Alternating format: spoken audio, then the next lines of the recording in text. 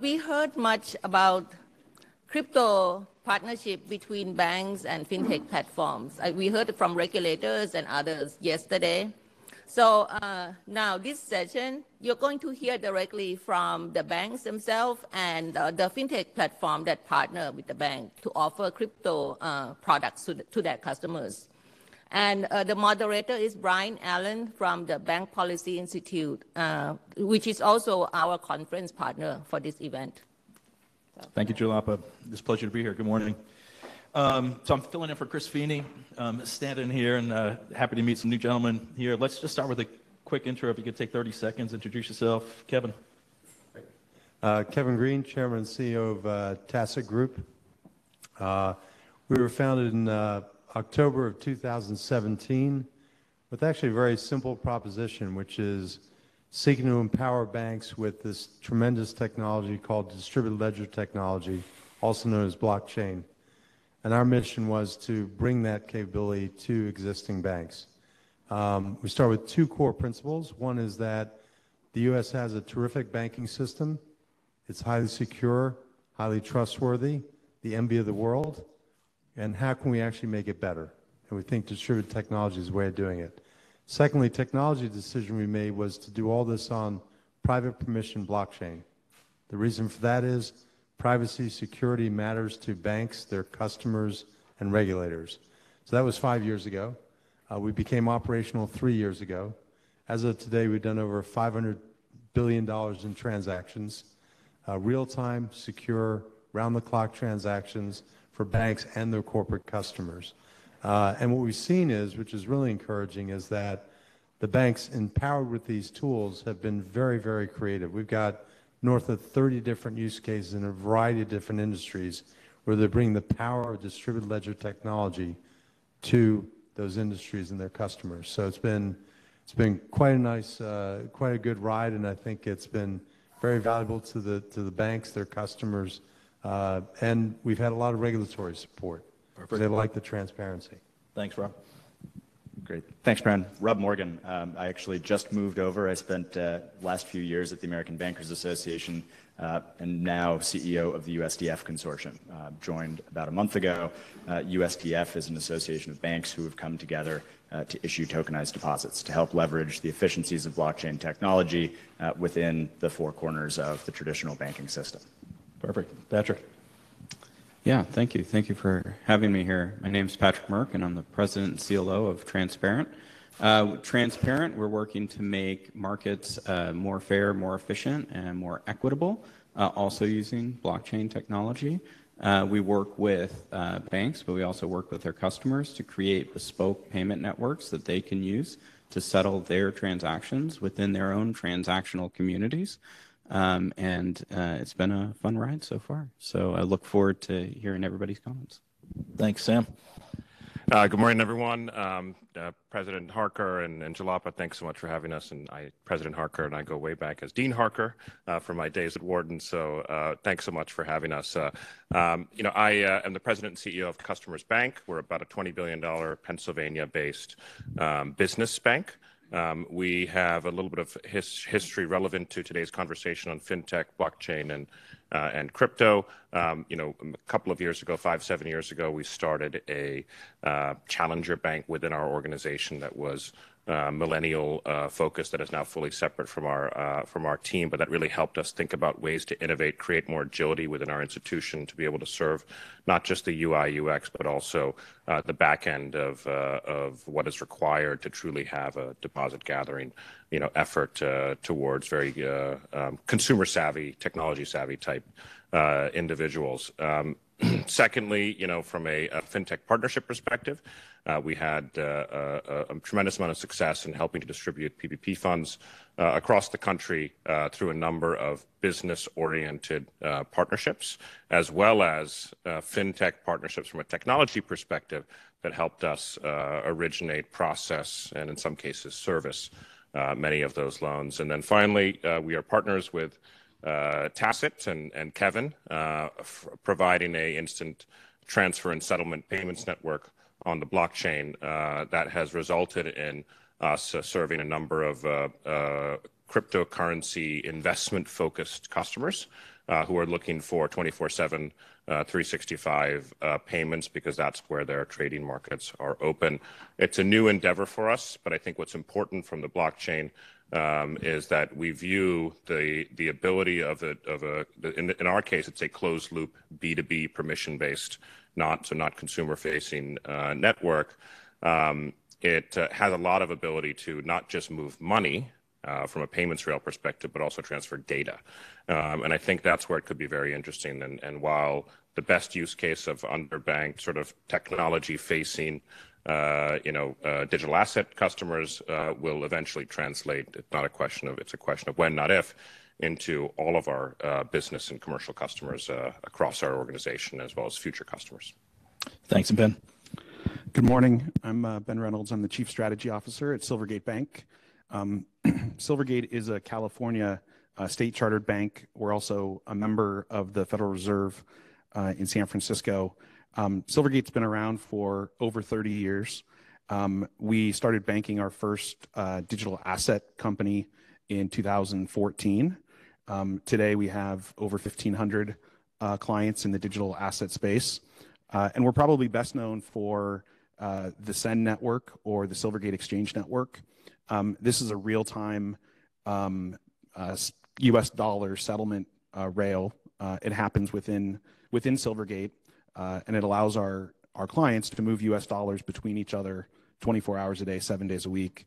To give some perspective, we're about a $15 billion bank, and last year our clients moved roughly $780 billion between each other over the Send network. So thanks for having me. Awesome, thank you. So, the last 3 weeks, I've been to 2 crypto symposiums, and there's a tremendous conversation about all the downside of risk, right? There's upside, there's downside, and risk management. Let's level set on the upside. So can I hear a use case or two on the upside of risks? What's exciting? What are we shooting for that partnerships need to get to instead of just the focus of the downside? Sam? Sure. So, I think that just like fintech was a very overused and generalized word, I think crypto is also an overused and generalized word. In the end of the day, cryptography, going back to blockchain, I think that the very interesting and compelling use cases to my, earlier, conversation would be, let's say you have a mortgage warehouse business, which is a large business line for us. We're working with our partners at Tassat to think of creative ways to be able to deliver and disrupt that business. Right now, that business has almost $2 billion as of last quarter in outstandings and a high velocity of payments. When you think about the journey of the notes and the collateral and the payments and the eventual securitization, there's a tremendous use case of delivering that on the blockchain. That creates an incredible amount of efficiency. And when you think about the volatility that exists in mortgage banks around the country related to rates and the macroeconomic factors, if you can find a way to reduce the fixed costs of those organizations between treasury, accounting, and really just have the more variable costs, the sales folks, be a part of that business and reduce their interest expense. And that would obviously reduce our outstandings, but then it would create an opportunity for us to have a higher velocity and a more fee income based business. These are the types of interesting use cases, that we're working through using, cryptography, essentially blockchain technology across the organization. I think it's a wonderful question. What's interesting is, we come back to distributed ledger technology as a means of moving data and serving customers better within existing banking regulations. And Sam mentioned mortgage warehousing. I'll give another great example because there are now dozens of these emerging. A logistics company. This company historically gets hired to move a product from Shanghai to New York, for example, point A to point B. They have to organize the ships, the trains, the trucks, the airplanes to make that happen. Historically, what were they doing? To move items, they were putting check printers in their clients' offices. They had messengers running around with checks. And let me just illustrate this with a very clear example, because I think a lot of people miss. I'll back up on this. There's so much focus on cryptocurrency. One of the things we say is that we're actually great use case, great starter. We're interested in the other 98% of the U.S. economy and making it more efficient. This is a great example. So for this particular company, they're moving stuff around. So a ship shows up in San Francisco Harbor. It was supposed to arrive on a Friday. Cloud happened, fog happened, it shows up on a Saturday. So what's going to happen? They can only unload those goods if they get the payment made. Typically what would happen, they have to wait till Monday, write a check. That check has to clear. Could be Tuesday, Wednesday, Thursday. That's all lost time. When you're on a real-time payment system within a bank, that payment gets made the moment that ship shows up. Those goods start moving right away. Everybody does better. This particular company, starting with using it for their own services, then started to recruit their customers to the bank, started to recruit their vendors to the same bank. And all those players benefit from faster, cheaper, more efficient payments. The result is everybody wins. The company wins, their customers win, and things become a lot more efficient. And this is really the power of distributed ledger technology. You didn't hear me mention cryptocurrency in the whole conversation. It's distributed ledger technology and the power of what that can do for people. And then for the bank now becomes a great partner with that customer.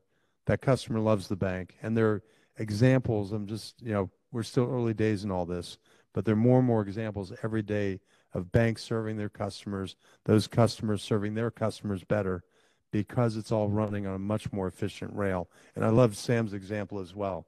Just one example after another. And I think that is, for us, that is the future of banking. Yeah.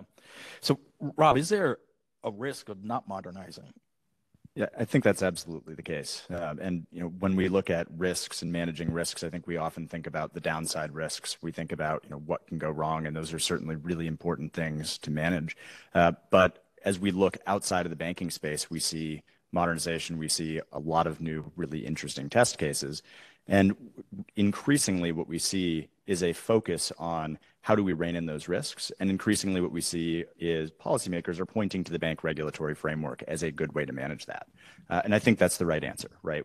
The banking regulatory framework is the framework for digital money today, is really well positioned to provide the appropriate protections for consumers.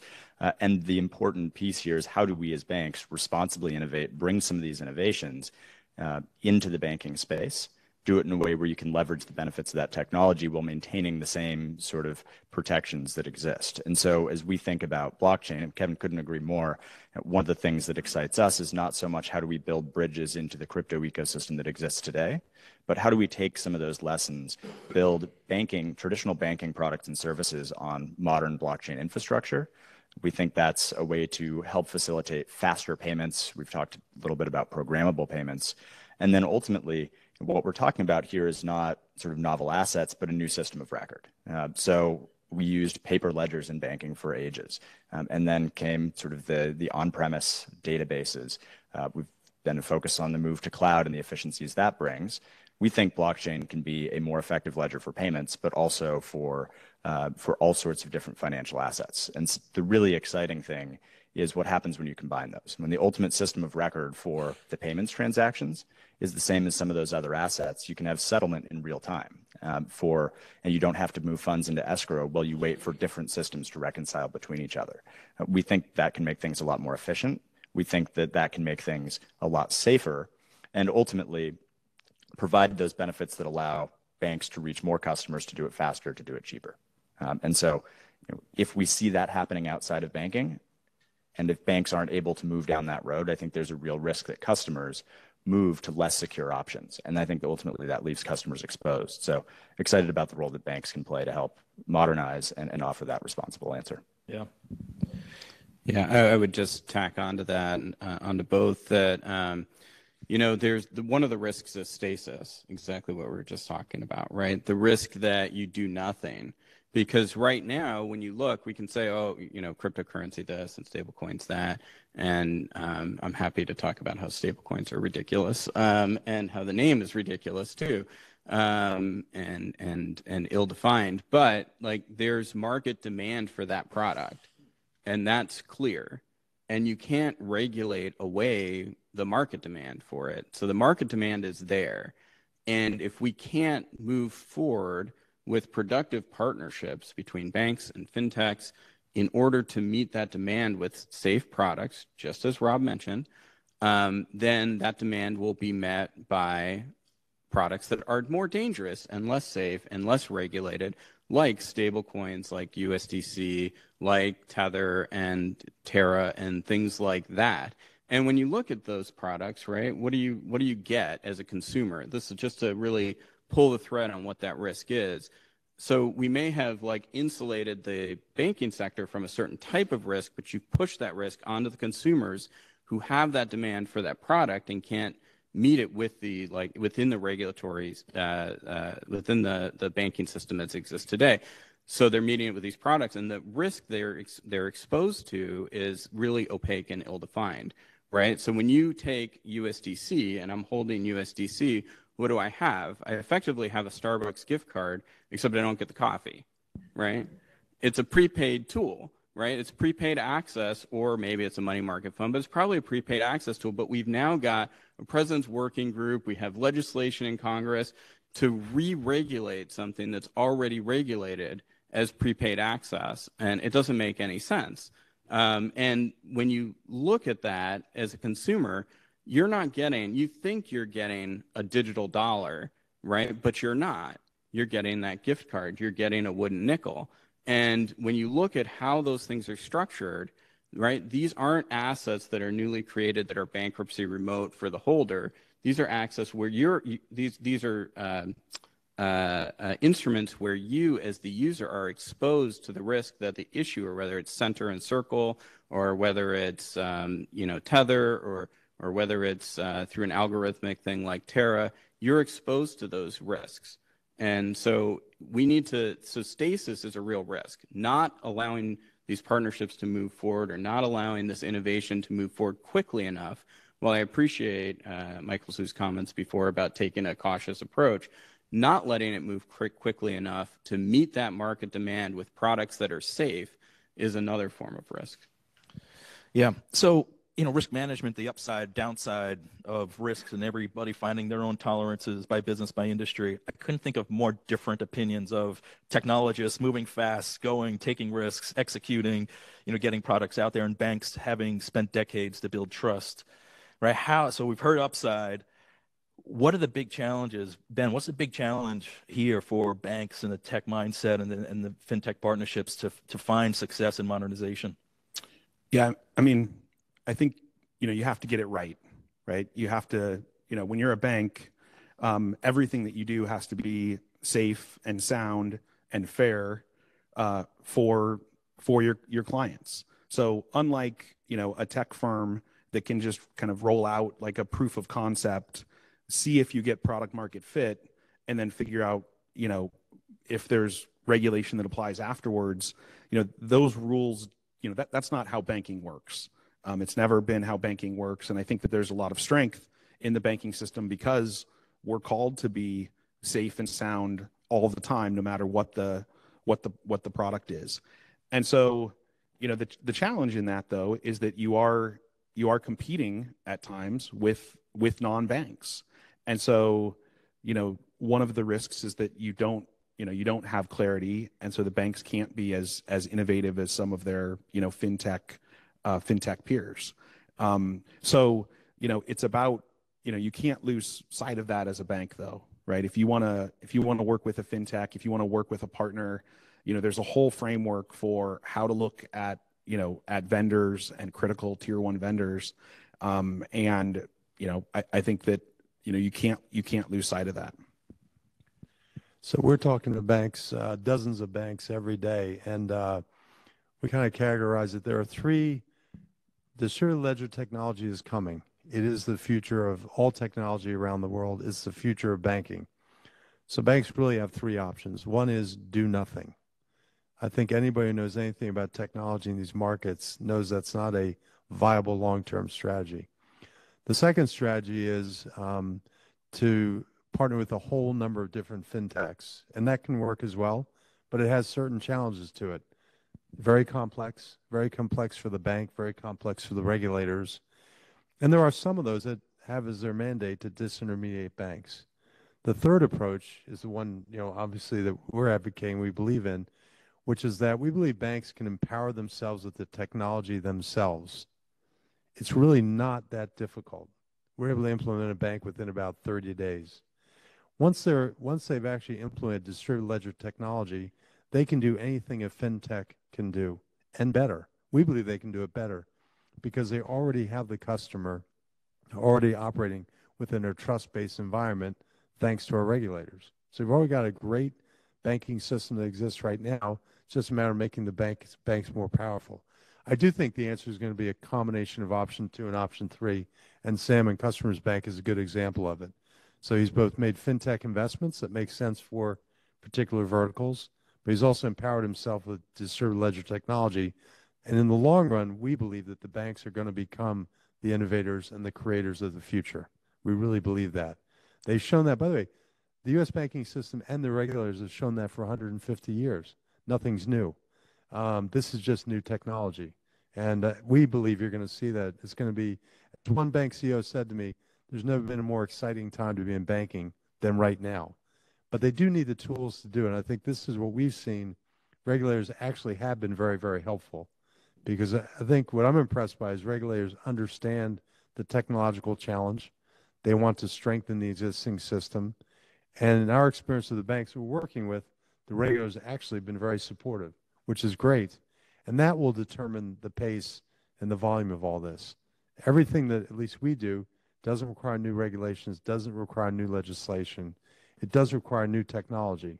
And that, I think, is the answer. So that's an interesting point, because I think that's the point of distinction between what we're offering and what you're offering. We actually work within the regulatory framework, and we don't require the banks to bring any new technology to the table either. And I think that's an important distinction, because I think when I hear DLT, what I often hear is SQL, right? And I don't really understand the difference between those things. And when I say SQL, I just mean a database, right? And I don't know that the idea that the banking sector needs to be totally rewired from the core on DLT is really the future that I think that it's being portrayed as. So we talked a little bit about hype earlier in the comments, and DLT is definitely one of those hype words.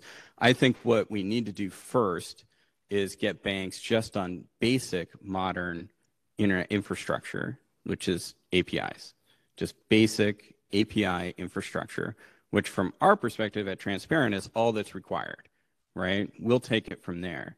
And what that does is it allows for innovation to happen, but it doesn't mean that the banks have to do and be on the front lines of that innovation, which puts them in the place where they should be, where they can keep that safe, sound, trusted environment, where they don't have to push boundaries, but they've opened their stack up so that companies that do want to innovate can interface with them in a modern and clean way. And that's the basis of a good partnership right there, is allowing the banks to handle the part that they handle really well, which is creating trust and that's number one, right? And then providing the sort of access to the regulated financial system where they can be an effective gatekeeper to make sure that things are safe and sound in the stack above them. And that's really important, but not necessarily rewiring things with a fancy database. Yeah, so that's something I should respond to. You may have misunderstood what we do and what I said. So everything we do, we deliver via API. The technology is distributed ledger technology, which sits on top of the core banking system. So we don't require any bank to completely rewire what they're doing. And again, as I said earlier, it's so easy to do, we can implement it within 30 days. But what will happen eventually is that, and then people can actually build solutions to that solution as they wish. But we do believe that ultimately the banks, close to the customers, close to the regulators, will become innovators going forward.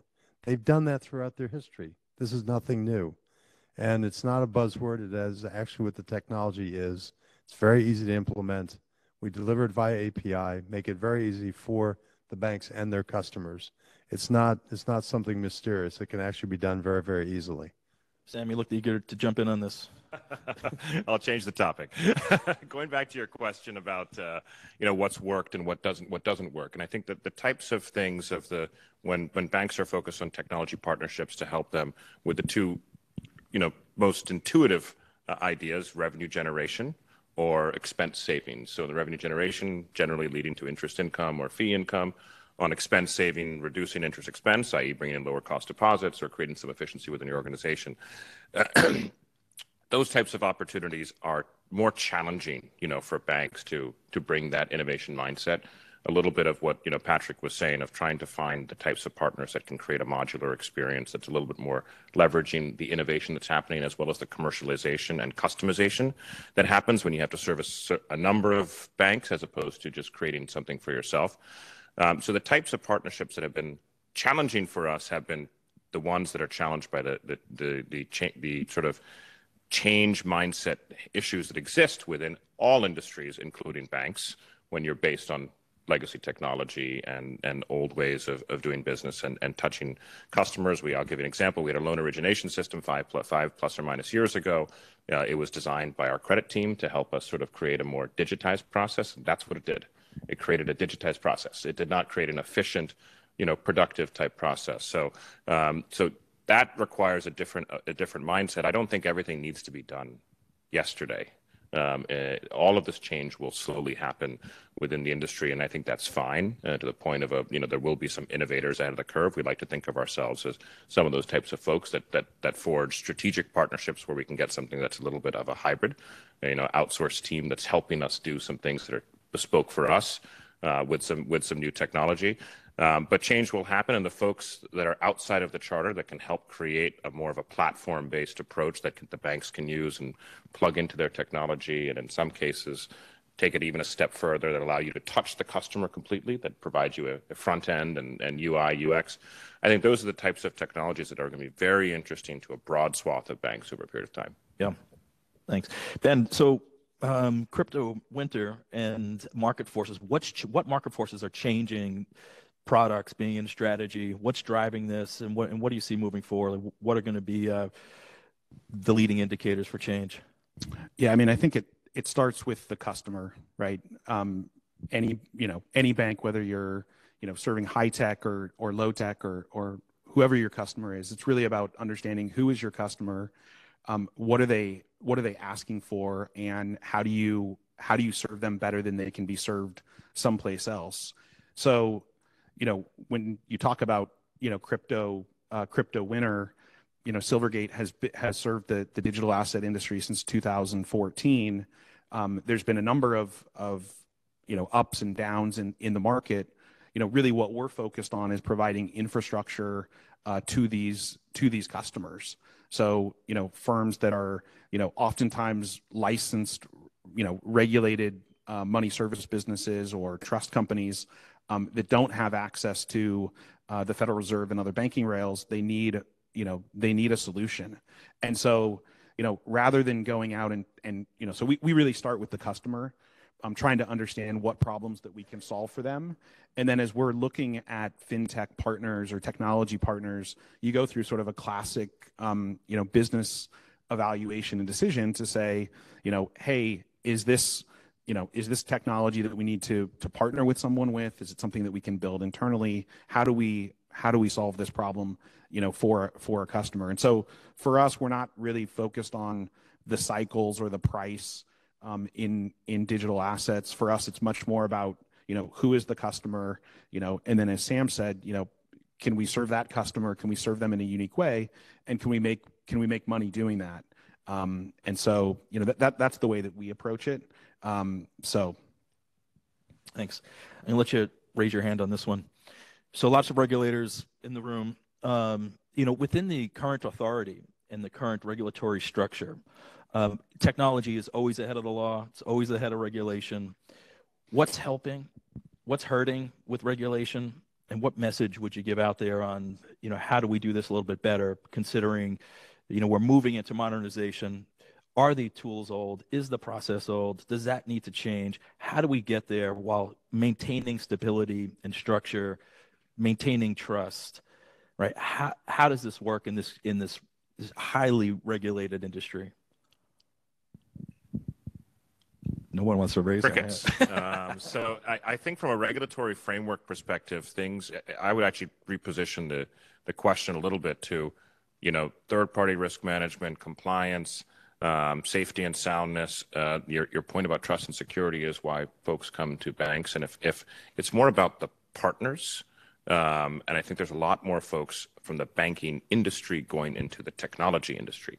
And I think, yourself included, And I think having more of those types of professionals who bring the bank mindset into the technology companies will help change the way that onboarding and partnerships, work. So to the point about the wild west of some, folks that are out there trying to break things in technology companies outside of fintech, I'm focusing, sort of the way that Airbnb and Uber and all these big, large technology companies, everyone knows the lore of how they created a lot of their businesses with loose ancillary, local regulations.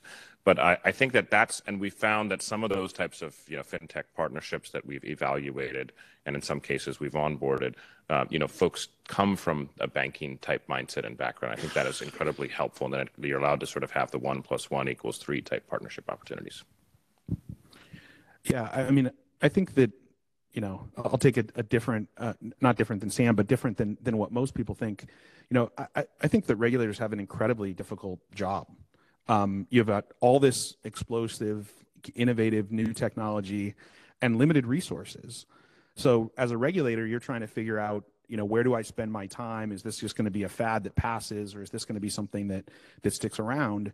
And so I think that, as an industry, what we can do as bankers is, do the work, do the research, figure out, when you're thinking about offering something new or something innovative, look at the regs, read them, hire good counsel, figure out if this is something that's a permissible activity for a bank to do or not.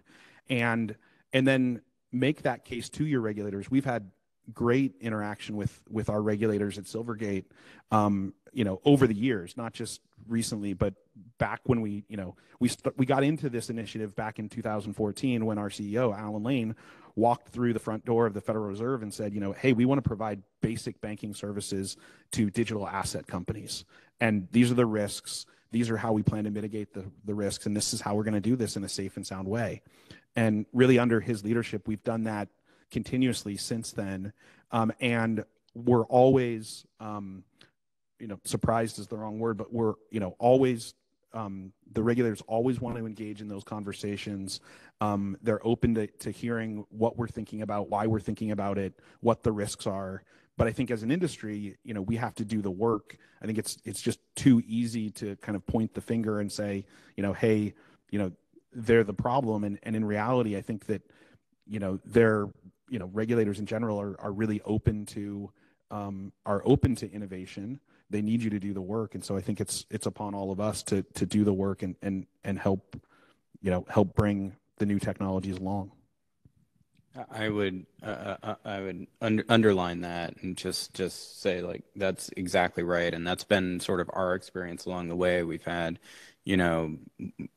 more than dozens of meetings over the years, with various regulators across the spectrum to inform what we're building and to inform them of what we're building ahead of time, right? And I think that it is incumbent upon the innovators to go and seek that out, right? It's not incumbent upon the regulators to go and scan the world and say, is somebody doing something innovative? What should we think about that, right? If you want to do something new, go inform people what you're doing, do it ahead of time. Don't do the Libra approach, right? Like where you launch a white paper and then after the fact say, oh, by the way, is this okay, right? Go out, get ahead of it and do that. But what I would also say is, like, as advice, and I really appreciated how open-minded all the regulators we've talked to have been and their willingness to engage in those conversations, and I think that's commendable. The only thing I've seen recently is there's been a bit of distraction, right, with sort of shiny objects like stablecoins. And I'm going to keep harping on the stablecoin thing in particular, but there's been a lot of distraction around that, which is, I think, sucking the air out of the room and not allowing for people to make progress on really interesting other innovative things that are out there. I was heartened to hear the comments before us that maybe some of that momentum is dying out, which is good because stablecoins are, again, already within a regulatory framework to some degree, or at least they should be considered that. Most of the stablecoin products that are out there, and we don't just need to keep thinking that everything in the world is this bucket or over there. So I think making sure that there's like some openness to the innovators and the ideas that are coming out, and meeting with them. And like Ben said, when you can prove it and show that you're acting in a responsible way, that your partnership is going to be safe and sound, allowing that to move forward, so that you're not stuck, or creating a roadblock to new products. Yeah, so I would agree. Thank you. I think this one's dead. So, Patrick, I'd agree with everything you said, and might even sort of widen the aperture a bit. I think we've talked a lot about the expectations for banks and their engagement with this technology, but there are a few parallel discussions going on. You mentioned the discussion about how to regulate some of the stablecoins that are in market today. There's also a discussion around whether the Federal Reserve should issue its own digital currency. And the common thread between all of these is, what is the nature of money in a blockchain-based economy? And I think taking that half step back and thinking about the role that banks can play in that is really important. And we need to answer some of those specific risk questions, but we also need to think and be really thoughtful about how are we building an infrastructure? What role do we want banks to play in this market? So today, as we look at money, 95% of money in developed economies is private money, right? It's a liability of a private institution, most often insured deposits. And as we look at sort of how do we bring that on chain? What does the future of money look like on chain? Do we want to change that dynamic? Do we think the Federal Reserve has a larger role in doing that? Or do we think private money should exist? And if we think private money should exist on chain, do we have the regulatory framework that accounts for that? So we think about the sort of the CBDC option. There are certainly benefits, but there are also risks, right? If we move assets off banks' balance sheets onto the Federal Reserve's balance sheet, how do we put those funds back into the economy, fuel loans, fuel the money creation process and fulfill the role that banks do in the economy today? Really important. At the same time, if we think there's a role for private money, whether it's stable coins or other options, what's the appropriate regulatory framework? And in many ways, we already have that, right? The bank regulatory framework is designed to account for the risks associated with digital money.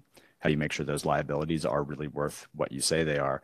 And what's the regulatory structure that ensures that? So, I think there's a lot of specific questions to ask about how banks can engage, what's the individual risks to manage are. Those are important.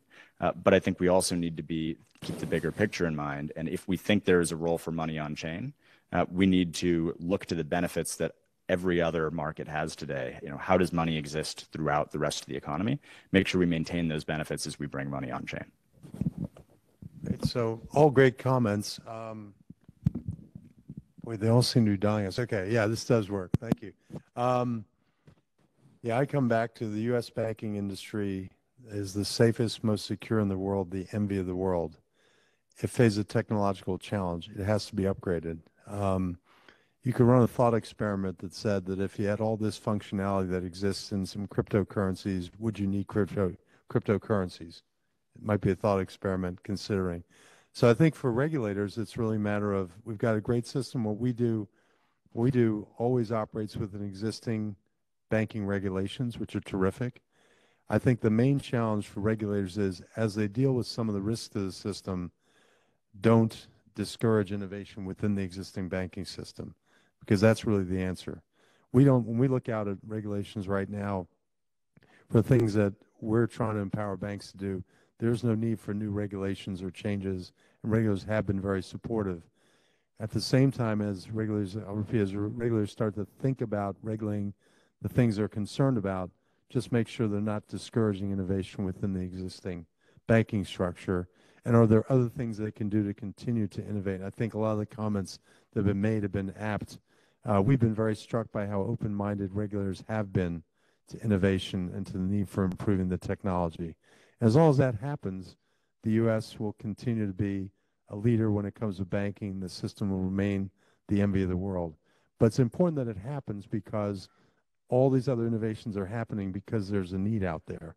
And we're firm believers that the banks can address it, and they will address it if encouraged to do so.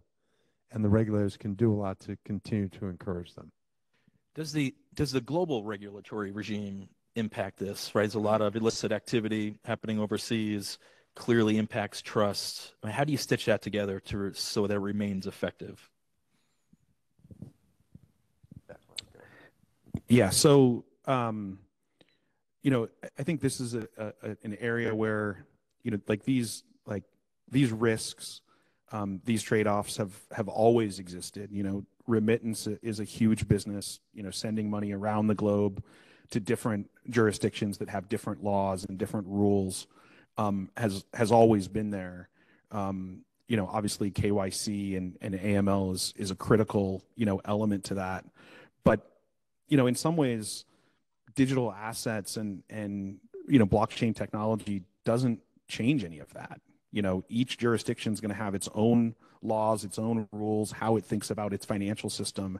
And so if you want to operate within those jurisdictions, you need to understand what those rules and laws are, and you need to make sure that you've got the appropriate, risk management framework and understanding of those jurisdictions in order to offer your products in those jurisdictions. So, I don't think that, as innovative as this is and as quickly as you can theoretically send money around the world, I don't think it changes anything in terms of, the regulatory landscape. I think that's going to, if you want to be a bank or a fintech and you want to offer your services globally, you need to understand those laws in each jurisdiction and figure out how to comply with them. Yeah, there's no such thing as a global market, right? There's just a series of national scale markets. In the US, there's a series of state scale markets. And so some rules like AML are stronger when they're harmonized across all jurisdictions and you create a global standard. If you have one jurisdiction that's weak and one jurisdiction that's strong in terms of protection against illicit transactions, then that weakens the strong one, right? And then there are some types of regulations like consumer protection where it's less so, that you can actually have a difference of opinion and you can have a different approach to consumer protection in Thailand than you do in the US, and that's okay, right? That's just a matter of cultural norms and what the expectations are within those countries. And so making sure that as we have meetings and think about how to harmonize rules to create a market that looks like more of a global market, understand the difference between these two types of frameworks, the ones that benefit from everybody harmonizing so that it raises up the bar for everybody versus the ones where it's acceptable to have sort of differences like consumer protection. But I liked where Ben started some of his early comments, which is always starting with what the customer needs. And the customers, we happen to be very focused on the B2B part of the market. So start with what the customers need. And the corporations, American corporations, need the best banking system they can possibly have. Again, I'll share a little anecdote. I received a call from Assistant Treasurer of PepsiCo who said, I'm pretty frustrated by my payments and international payments. I'm dealing with Latin America. And should I start using Bitcoin? So I said, I think maybe we should have a longer conversation. I'm not sure that's your answer. But it's another, we have a conversation like this all the time with corporate treasurers who, another example, when I'm at home, my kids can move Venmo can move money around all the time. But if I try to move $500,000 or $1 million, I can't do it. Strong believer in the fact that if the banks and the regulators get behind it, there's no reason why the U.S. shouldn't be a leader in technology for traditional banking services. If we keep the customer in mind, which Ben is where he started everything, I think we'll continue to do that because that's what's happening out there. The customers are demanding this of their banks. The banks have to figure out how to resolve that. And they need to do it within existing banking regulations. Great, thanks. So we've got a couple minutes left. Let's open it up to the audience. Are there any questions out there? While we're waiting, I'll just say that yes to the Bitcoin question. The answer was yes there, that's actually a really good idea. And it sort of highlights what I was saying about there's no global markets. I think you highlighted it well when we talk about the remittance problem. Like, how does that treasurer move money between borders? And the fact is that it's not a question that we can answer here in the U.S. solely. And it's not just a technology question. In fact, it's not a technology question at all. The technology has been there for decades to be able to make that a seamless transaction. The reason it's not a seamless transaction is because you have two separate markets that you have to bridge. And that's a really difficult thing to do, not because of technology, but because it means there's a lot of work on both sides of that market to make it happen. And that's expensive to make that thing work and to create that bridge. So to the extent that technology can help, it would be in reducing the costs of creating a market across those two countries. And I think that to some degree we are getting there with that. And that's the kind of thing, again, where we talk about what regulators can encourage. That's the type of thing that we can try and encourage, whether we're regulators or policymakers. And part of that is, again, getting the infrastructure right, like Sam was talking about, Ben has talked about, a modern infrastructure at banks, not just at progressive banks who are innovative like the two here on stage, but with all the banks in the U.S. banking system. And so the question is, like, how as regulators do you get everybody to move towards that modern API-based solution and make that the baseline for banking in the U.S.? Because that's how you're going to enable technologists and innovators and entrepreneurial thinkers to bridge those markets, solve those problems, and do those other things in more cost-efficient ways to make it easier for your friend to move money across borders without having to use Bitcoin, which for now is a pretty good idea. There's a question here, yeah. Hello. So one of our virtual attendees posed the following question. It sounds like many on this panel are more interested in private chains than public chains. I'm curious, how do you answer the old question, when do I need a blockchain versus a database here? And two, how are you tackling interoperability with public chains? Sure. So since it's about private blockchain, I'll start with that one.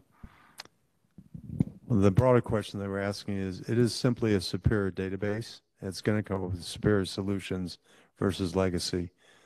Private permission blockchain brings with it all the security and safety that banks and their customers and regulators value. And also because it's on the blockchain, which we haven't discussed here, it also is much easier to regulate, particularly if it's private permission blockchain. So there are gains for the banks, gains for the customer, and gains for regulators. So really important.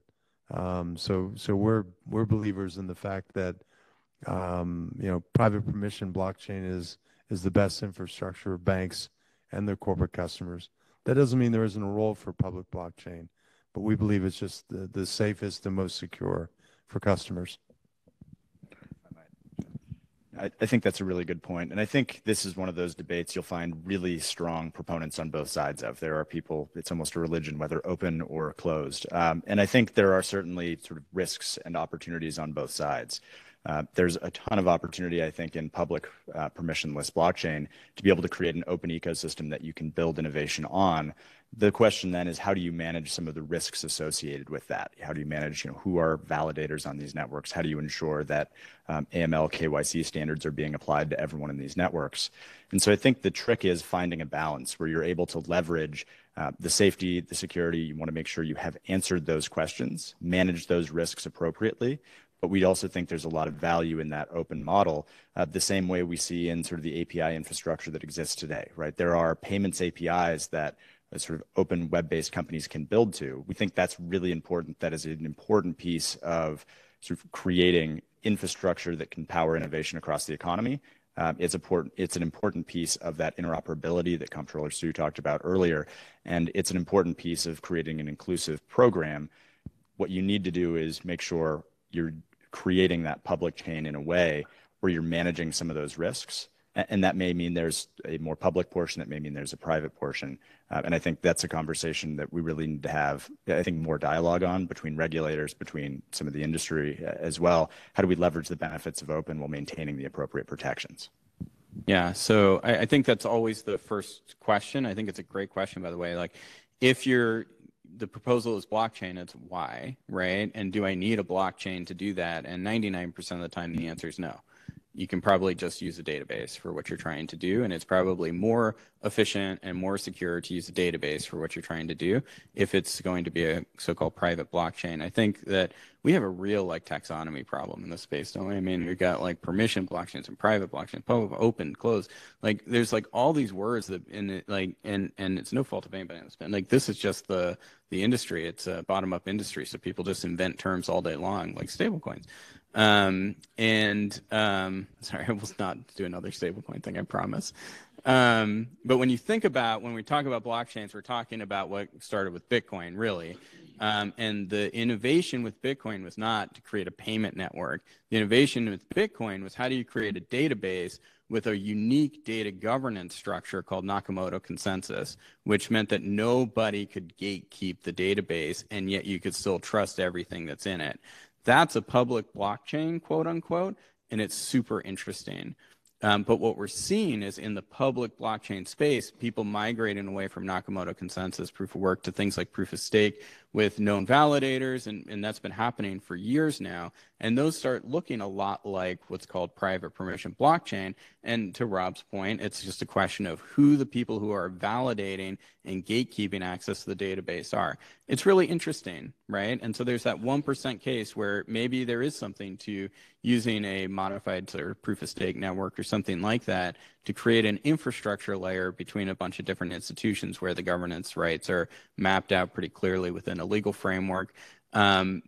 That's interesting, potentially, for a very small number of use cases and to solve some really particular coordination problems. But beyond that, the question about how do you interact and interoperate with the public chains, that's a really interesting question, because when you start building this modern infrastructure, it's no longer a technical issue as to how extensible these assets are, right? And these solutions are, and how they can interoperate with these different like assets, digital assets, things like that on whatever chain they are.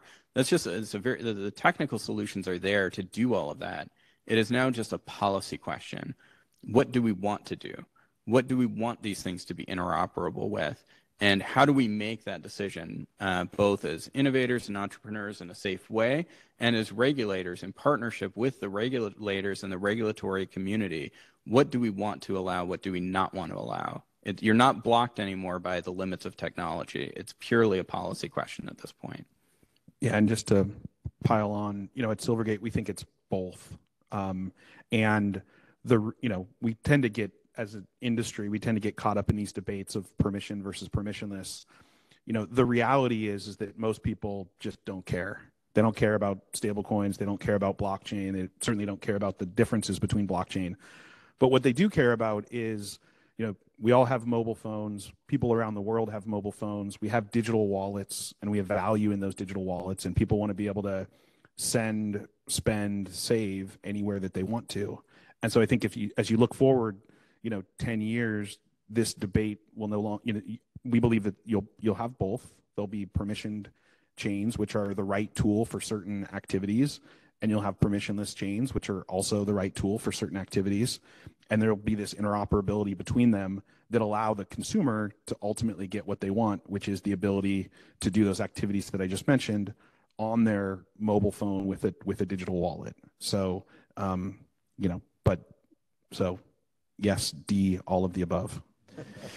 Thank you. So to close this out, when we were sitting having breakfast this morning, there were some old pictures and, showing the history of the financial industry.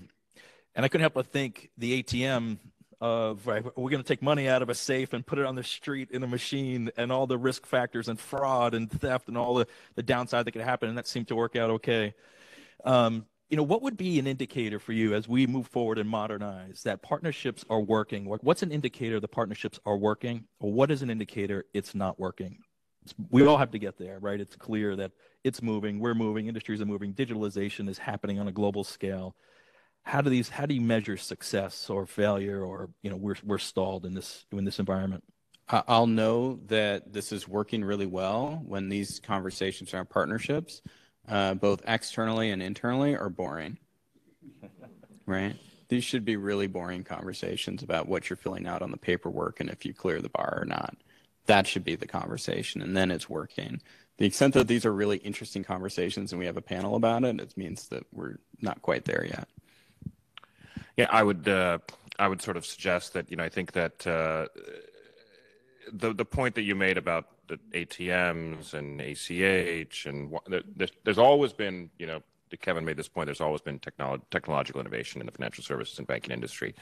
However, today there's a lot more that's happening outside of the banks, as opposed to just 4 or 5 technology companies that have sort of served the banking industry for decades.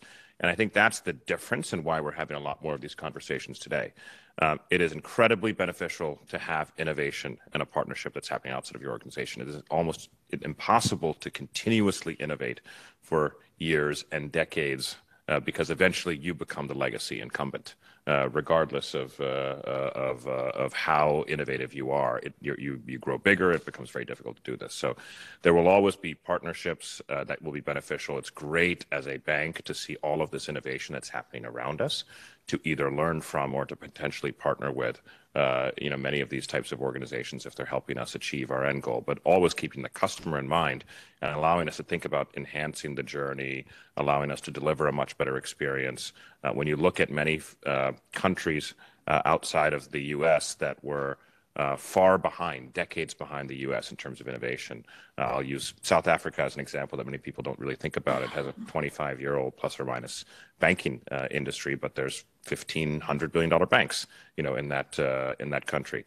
The way that the technology companies, the developers, the engineers think is far more intuitive and graceful than we think in terms of the more rudimentary brute force way of digitizing. And I think they've leapfrogged us. And I think there's a lot to learn from those types of opportunities. And I think finding the right balance between innovation within and outside of a bank is going to be a sign of true success. Great, thanks. Yeah, I think we'll know when we have a fully modernized banking system, when corporate customers and others can, do transactions, manage their business effectively the same way that we use. I always look at our iPhone and look at how much we can do on our iPhone. We're at the early days of the phone just coming out, and pretty soon banks will be able to do tremendous things on behalf of their customers, and it's going to be technology driven. And we have a lot of confidence they're going to be doing that, and we're going to see a very, very different banking system than we see right now, and it's going to be much better connected to the customer, providing very customized services, and really kind of the envy of a lot of countries out there. Great, thanks, Ben.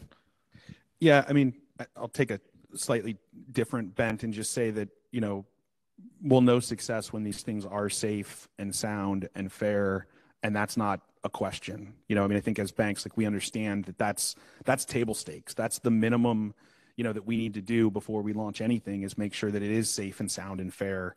And, the fact that we're still talking about it as, well, someone might launch something that isn't, that's just not acceptable. We have to, as an industry, get to the point where, everyone accepts that and no one's even thinking about launching a piece of innovation that wouldn't have those properties. So can I just, I'm sorry, Rob, please go Rob, ahead. close it out. We're at time. I would just say I think success is when the customer doesn't know it's happening. Ultimately, no one banks because they like banking. I know that's a hard lesson for everyone in this room, but people bank because they love what banking lets them do. And if it just works, that means we've done our job. Can I just quickly add how we know we failed? Like I said, how we succeeded. So I think that, and I think we're at a bit of a tipping point here too. I think we'll know that we failed when we've entered into a very dystopian kind of place where banks haven't been able to partner and haven't been able to innovate. And so people are pushed into big tech-driven private money systems that are a poor facsimile of a dollar. And I said I wasn't going to say stablecoin again, but I just did in a different way, right? That's how we know we failed at this, and getting partnerships and innovation through to the market to meet that market demand is because we've allowed that to happen. And so hopefully that's not what we come back here and talk about in a year or two. Thank you very much. Perfect. Thank you.